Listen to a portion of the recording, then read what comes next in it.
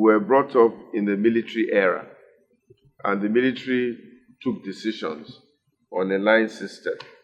And with all due respect to the military, most people who went into the military in a certain generation went into the military as a second choice. Okay, a few of them went in there positively, but most of them went in there as a second choice. First choice was law, medicine, economics, civil service, lecturing, and things like that. So the military's second choice should never have become our leaders. Can quote me anywhere. I have a lot of friends in the military, with all due respect, but they were not trained for political leadership.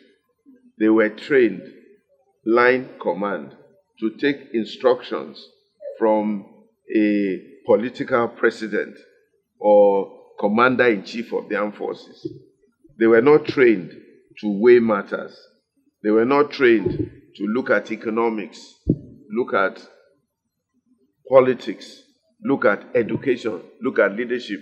They were trained to obey instructions, to strategize as to how to defeat the enemy, and how to keep the country safe. So you cannot give what you do not have. So if you now are trained to be a tailor, and you find yourself being an engineer or a mechanic, it's going to be difficult for you to use tailoring techniques to run an engineering workshop.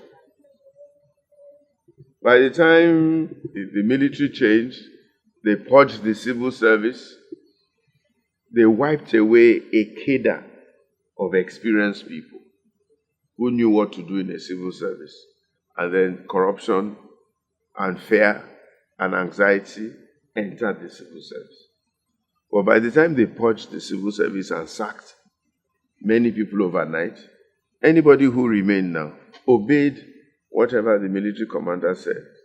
And that more or less destroyed, as it were, the productive part of Nigeria. So your generation now has to reinstate it,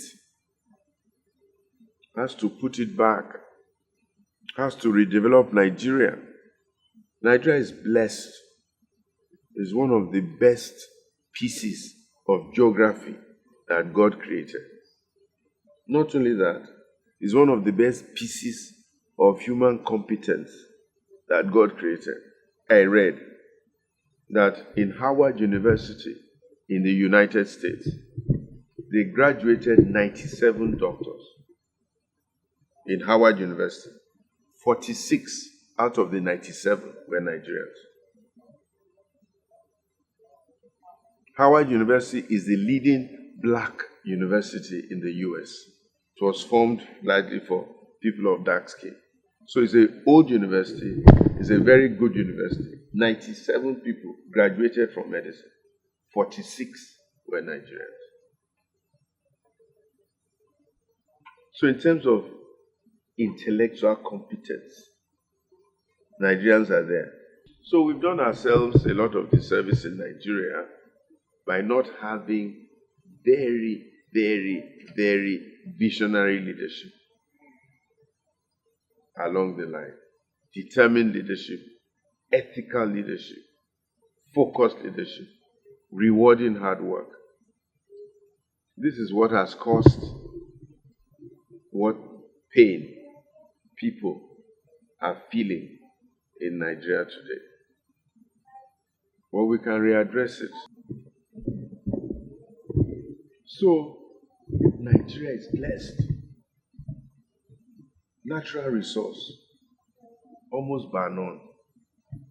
Human capacity, in terms of personal, individualistic capacity, almost bar none.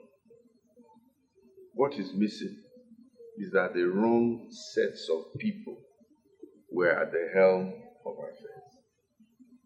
The Bible says, if the blind lead the blind, they fall into the ditch.